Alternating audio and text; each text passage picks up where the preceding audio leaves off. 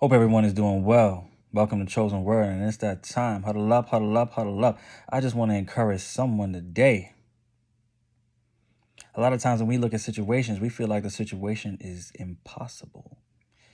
So I implore you to adopt the vision, adopt the perspective of how God might be wanting to look at the situation or wanting you to view the situation. How are you perceiving this situation? Because if we see it as impossible, but we know that God, nothing is impossible, then the situation then can return from impossible to improbable.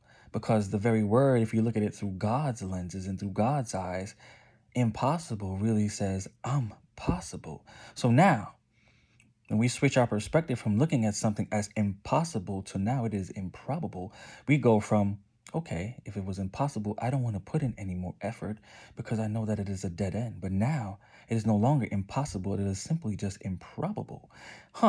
So now I can put in effort, but what type of effort should I put in? Okay, maybe I need to relinquish control so that God can be in control in totality. Because what I've never seen is I've never seen the driver and the passenger struggling for control of the steering wheel. But often in our Christian lives, that is exactly what we do. We try to play tug and war with God over control and aspects of our life. And then we wonder why things do not work out and why there are so many different variables to how a situation plays out.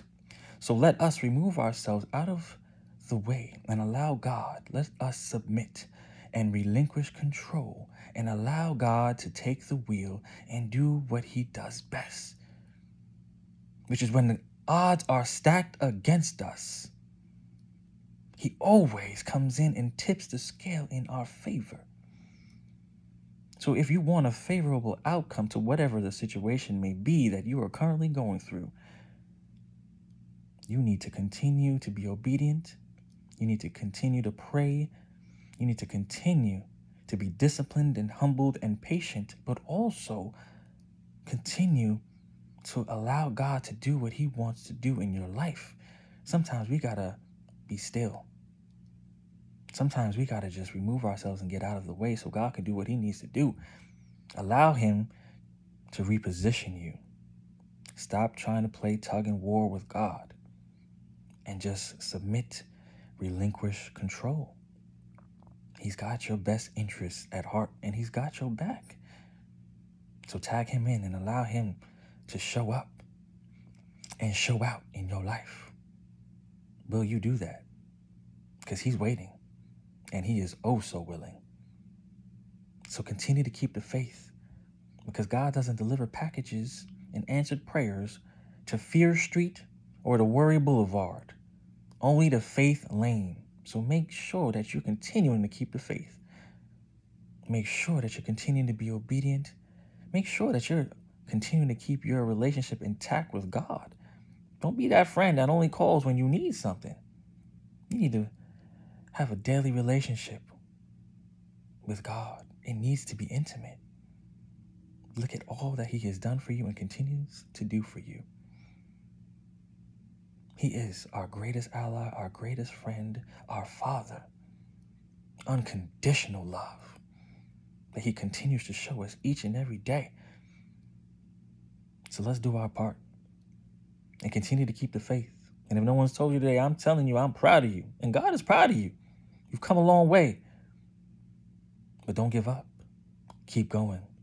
That situation is not impossible. It's just improbable. And then once you put God in the equation and put him in the forefront, ooh-wee, you know our God loves to show out when situations look hard. He might even allow it to go 5 times harder. You know the story. Shadrach, Meshach, and Abednego. Hello. Daniel in the lion's den. Come on now. See, we read it, but do we believe it? Because if we believe it, then we move differently. We act differently. These are not just stories. Because your story is still being written. And I believe and I know that there are some unbelievable things that God has done in your life. And even though you tell people they might not believe it, but you know, and God knows. He was the only one that got you out of that situation. Nobody else gets the credit. No one else could take that credit. So allow God to continue to work those miracles out in your life.